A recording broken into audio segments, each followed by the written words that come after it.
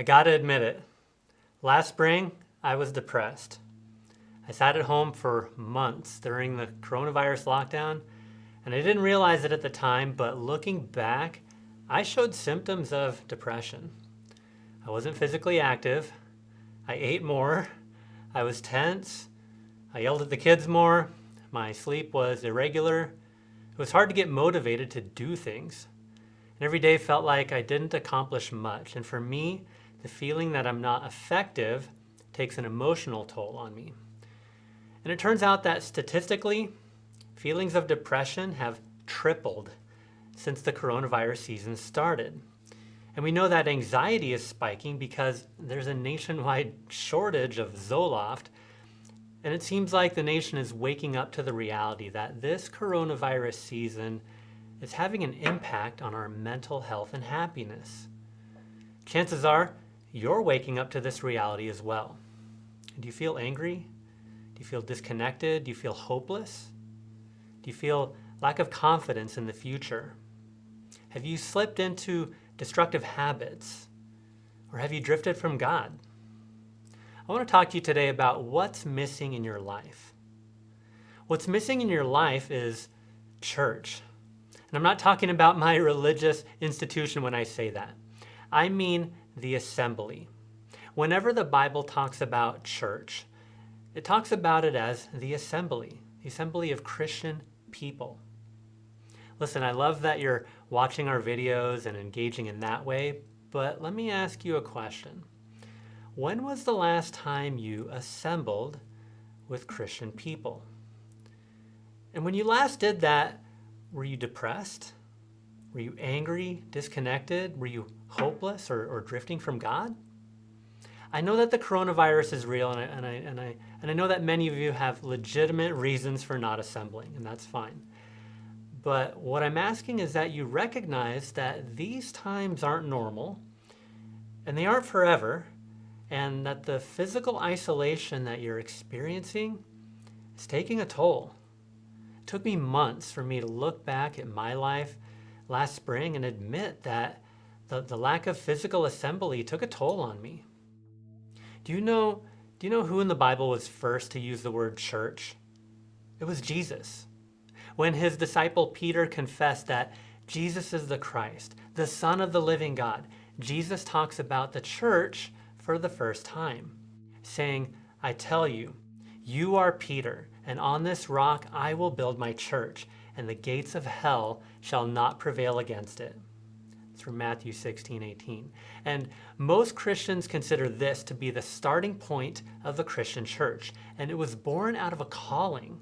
In fact, the Greek word for church is ekklesia, and that means out of calling. Ek meaning out of, and kaleo being the root word for calling.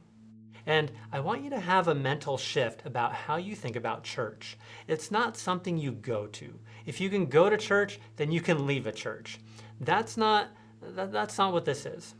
This is not just a destination, it's a people.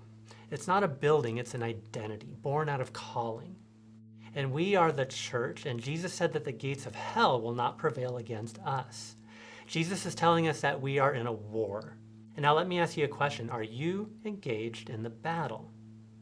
Maybe what's missing from your life is that engagement. Maybe you haven't been engaged in the battle, pushing back the forces of darkness and really making a difference according to your calling. Maybe you need church now more than ever because you're missing your calling. I talked to a friend from our church the other week, and he said that he's been on the sidelines too long. He hadn't talked to anyone about Jesus all year, and he hasn't helped anyone in a long time either. It's just been a long time since he's been engaged in the battle, engaged in his calling as a Christian. He hopped onto Facebook, and he didn't go there to make comments about the cultural, political battle that's always on there, and it always will be, I feel like, because his battle, our battle, as a church, isn't against mask wearers or non-mask wearers or people who make garbage posts on the internet or people who vote one way or the other. Our battle is against dark forces of this world, and to push it back with our love and faith. So on Facebook, he replied to an old lady who needed help hanging some pictures and said that he would go over there and do it for her. And he doesn't usually do this, but he said, let me take one of these Bible tracts with me, just in case. He was ready to engage the battle. He helped the lady, and he saw a natural opening to talk about faith, and he led her through a prayer. And the lady, she renewed her faith, and now she wants to start coming to church again. And not only did she have a renewed faith with God, so did my friend, who needed to engage in his calling. So take an honest look. Have you felt alone, disconnected, ineffective, or like life just isn't working the way it should? I want you to consider that what's missing in your life is church. And speaking from the other side of the equation, what's missing from the church is you. And it's important it's important to acknowledge the power of community, where iron sharpens iron, and together you strengthen and you lift and you encourage and you love one another. You can't do that alone. We cannot fight this battle alone. And some of you are ready, and you know what you need to do. It's time to engage. And even if you can't come every week to the assembly, you can live up to your calling as a church. You can talk to someone about faith. You can help someone you don't even know. You can be a prayer warrior right from where you're at. You can give, you can invite people, even to watch videos. You can invite them. And others of you are ready for both the assembly and the calling.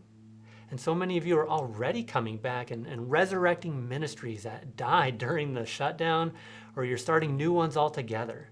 And so many of you are coming back and resurrecting your life groups or joining them for the first time. So many of you are doing more than watching videos and attending a service. So what are we? We're a church. We're an assembly, and we're in a battle, and we have a calling. And it's time to engage. And just let me know in the comments. Let me know. Send me a message, and I can help you. Let's help you get engaged. I want to thank you for listening in today with open hearts and open minds. Now take care. God bless you.